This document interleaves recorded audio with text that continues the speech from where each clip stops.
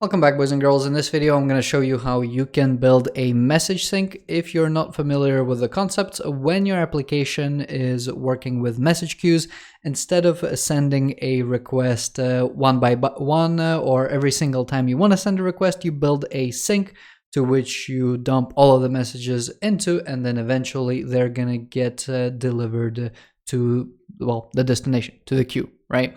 If you've ever used Serilog, they have message syncs as well, where you basically batch up a couple of messages and then you send them away. You don't send each individual log every single time it's produced. Okay, so that's what we're going to be doing. We're going to be using Amazon SQS. Don't forget, if you're enjoying the video, leave a like and subscribe. If you have any questions, make sure to leave them in the comment section, and let's go ahead and get started. And yeah, don't forget to check out the description as well. So here I have two applications. One application Simulate. This is basically where I'm going to make a bunch of requests to an endpoint.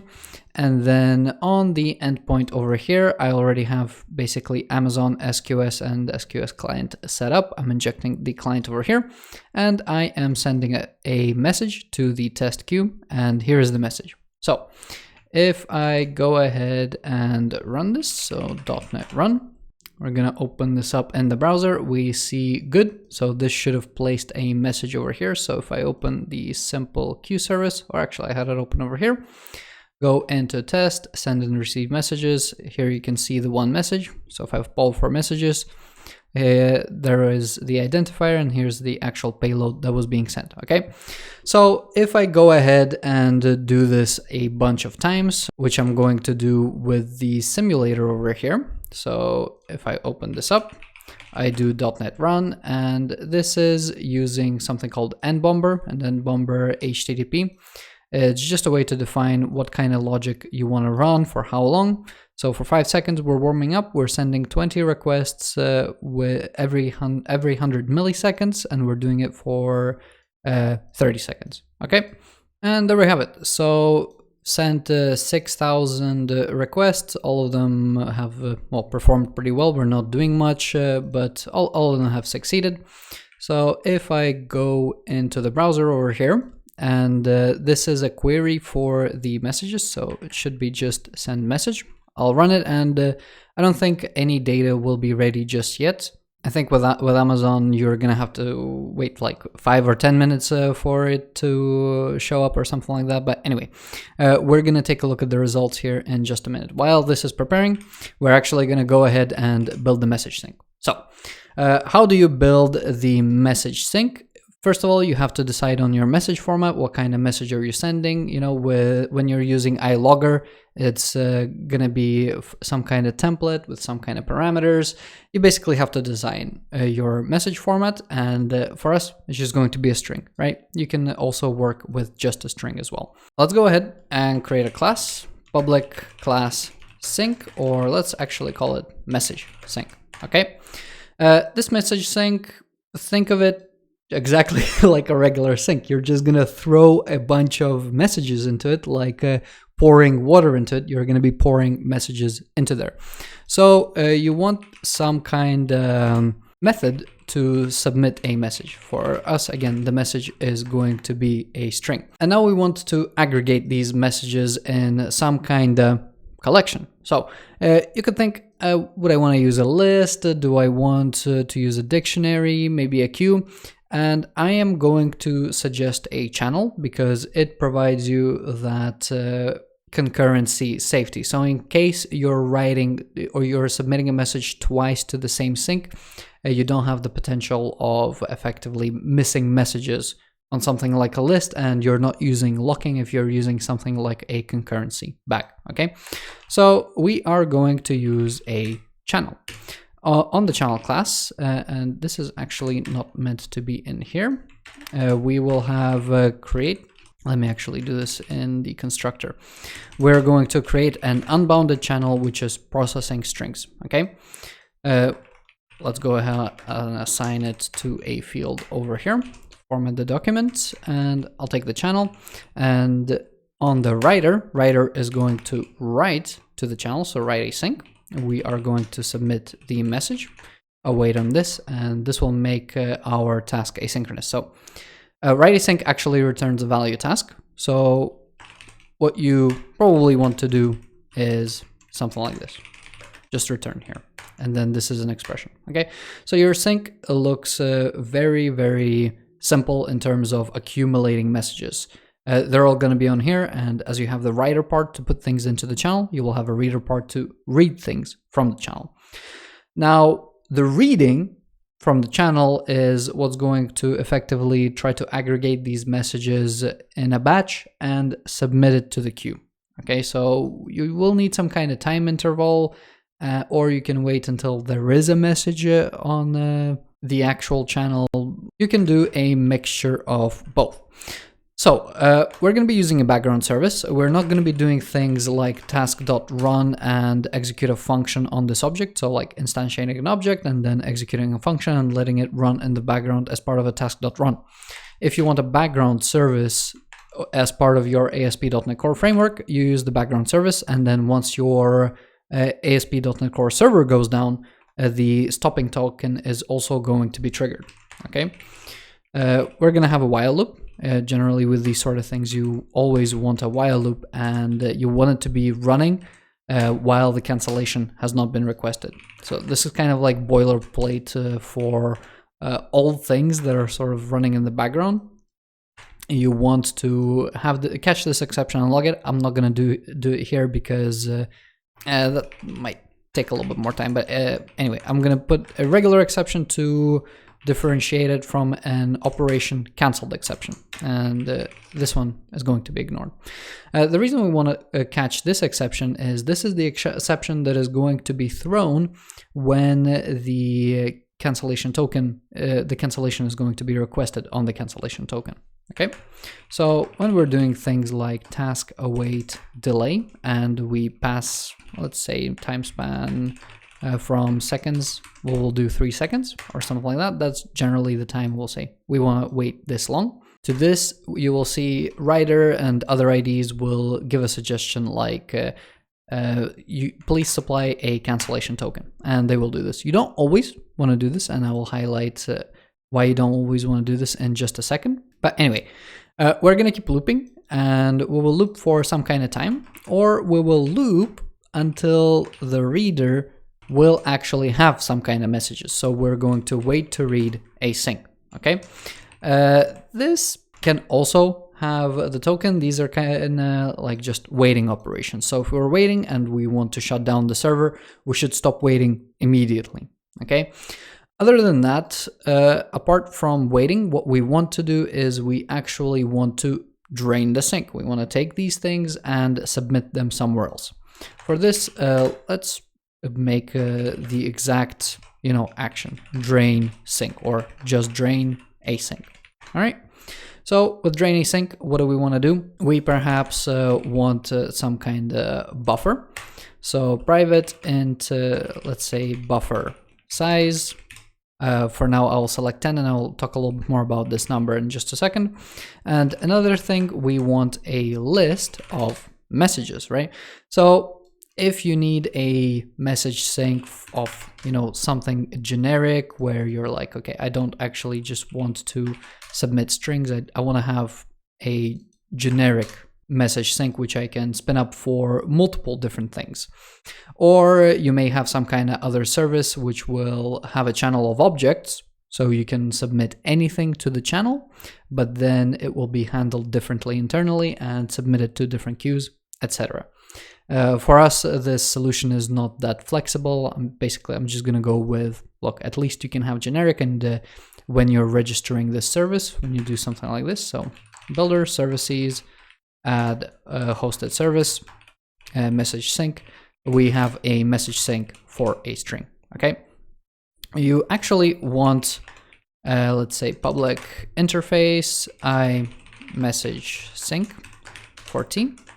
And let's have this signature over here and make this implement this interface. Okay, so the actual thing that we want to be injecting and resolving is this interface over here. So let's do this. Actually, we still want the hosted service. The other thing that we want is add singleton. That is what it is going to be. All right, so hosted services are singletons. And when we want to resolve a iMessage sync, which is the thing that we're going to inject right over here, so sync, we want to go to the service provider, and on the service provider, if I can make a little bit more space here, we will do get required service. And when you register an iHosted service, it is going to be hiding behind the iHosted service interface, okay? And there might be a bunch of them, so you will need to resolve all of them. And what you're gonna need to do is first or default. I'm not sure why it's enumerable, not enumerator. So okay, get first again first or default, and we want to say of some kind of type. Okay, so and we'll return here as well. So from the service provider, get a required service. So we're getting all of the hosted services, and we're gonna get the first one where it is a message sync of string. Okay, and then we can cast it as the same thing. Put a semicolon over here. I think you basically gotta shut it up with something like this, right?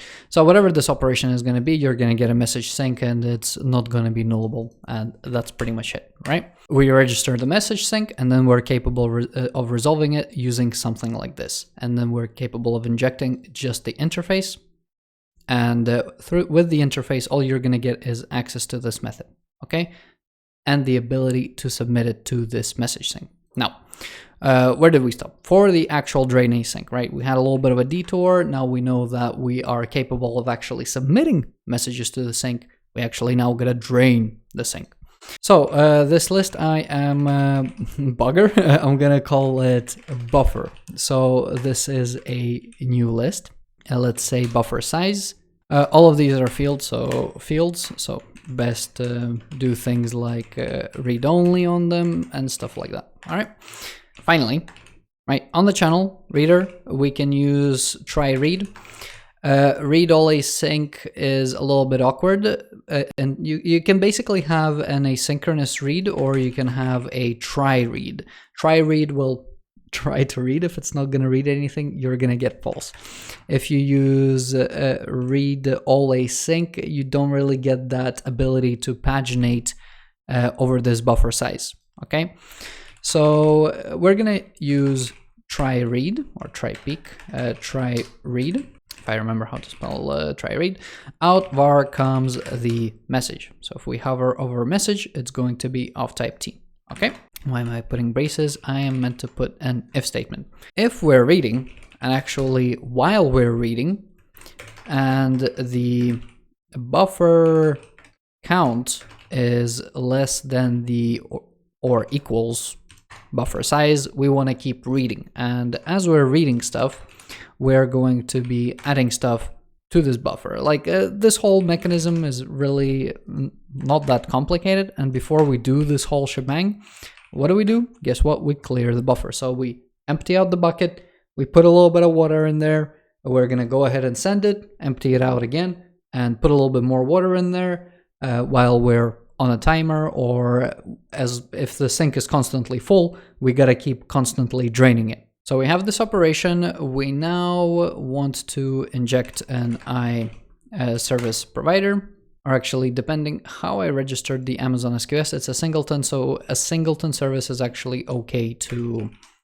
inject into a background service. If it's a scoped or a transient, you want to inject an iService provider, or I've recently released a video on how you can basically have a scoped service be resolved within its own new scope. You can use that here as well. But with a singleton, it is going to be fine. So we're going to take SQS, and I'm gonna scroll up here real quick, take the same way that I was submitting the message over here, place this here. Instead of SQS, let's make this asynchronous. SQS, send message async. We now actually want to send a batch. So on the SQS, we're going to have send message batch. Okay, and the reason I've chosen 10 is because for some reason I don't understand this. For some reason, There is a limit of 10 on the great Amazon SQSQ. 10? Are you kidding me? Those are rookie numbers. But anyway, if you're sending tens of millions, you can always get a 10x improvement in terms of cutting down your requests, okay? But if you're paying per request, why would Amazon ever want to, make an improvement on that, on allowing you to further reduce the amount of requests that you're making? So, just watch out there for the big corporations, okay? So, send message async test is going to be the queue to which we're sending, and then we're going to have a list of message batch request entry. Because we have a buffer, we're going to select from each message new batch request message entry. I already forgot what the type was, so send message. I copied it across. Let's go ahead and get this out of here. I am working with almost no real estate, so trying to give it a body, but actually I don't need to give it a body. I need to give it a constructor, and in the constructor, I can't remember if with select I can get an index as a second parameter or something like that. So x is t and I is int. Yep. So let's do I dot to string in terms of the ID for the message in the batch, and then x to string will be the operation. So here it's doing a slight complain. We're just gonna to list this because, well, that's what I was complaining about. We're gonna wait on this, and there we have it. So instead of sending a single message, we're gonna be sending a bunch of messages. And instead of submitting a message to SQS, we are now going to be sending it to the sync, just like that. So, somebody in the comments, .NET people love to do this for some reason. Instead of looking at the idea that I'm presenting, they're gonna go, oh man, this list, this buffer list, can be this send message batch request entry list. You don't need to do this conversion. Man, you're doing two strings. You're not accounting for the null. Listen, as long as you get the overall idea, you can handle any other performance improvements on your own, okay? Overall, this concept is not, that advanced. It's just an easy win that you can do. We drain the sync here. So draining async, we clear the buffer. We have a bunch of messages, we send them, and what now? Well, what if we have more messages on there? What if the amount that we drained was the full amount? Well, we want to keep doing this again and again. So do while the buffer count equals buffer size, okay? So if we've managed to actually fill up the buffer, let me put this on a new line so it's actually visible. The formatting in this code is horrendous due to the size of the code. But anyway, hope that makes sense. So we're just going to be clearing the buffer, reading all the messages, sending them, and we're going to keep doing this while, we are at the buffer size. When do we want to do this? So we want to drain this when we are looping. Okay, so we're gonna wait 3 seconds at least, and if there are no new messages that have arrived, you can keep on waiting. Maybe this isn't needed, and what you do is you just try to read, it will return false. Maybe you're not gonna add anything, so a condition to handle, count equals 0, we just return. Okay, so if you don't include this, you will just hit this if statement over here and just loop and wait again. But this will basically block you indefinitely, and this is just gonna ensure that, let's say you're sending, I don't know, a message, 2 messages a second, you're gonna wait 2 seconds, you're gonna effectively just skip past this if statement and maybe pick up like 4 or 5 messages, etc. If you're using something like Azure Service Bus, you can send like hundreds of messages in a batch. So this really starts to make sense, where potentially you may accumulate 1, you may accumulate 10, you may accumulate 50 messages, you may accumulate 1,000 messages, right? Depending on the traffic that is going through the sync. So you can play around with these intervals as long as you're getting what I'm saying. All right. So again, we're looping, we're draining, we have some, and let's say that now we're waiting, right? We're waiting, some new messages came in, our application stops. Whatever, you're deploying, right? Starts to go down. Do you want to cancel sending these important messages in the channel? If you cancel, you go here and then you exit. So as you're exiting, what you actually want to do is you want to drain again. Okay, you don't want to keep maybe even drain like at the end over here as you're exiting, but generally you will only ever exit if you have an operation exception. Otherwise you catch all exceptions and it's going to be looping around, right?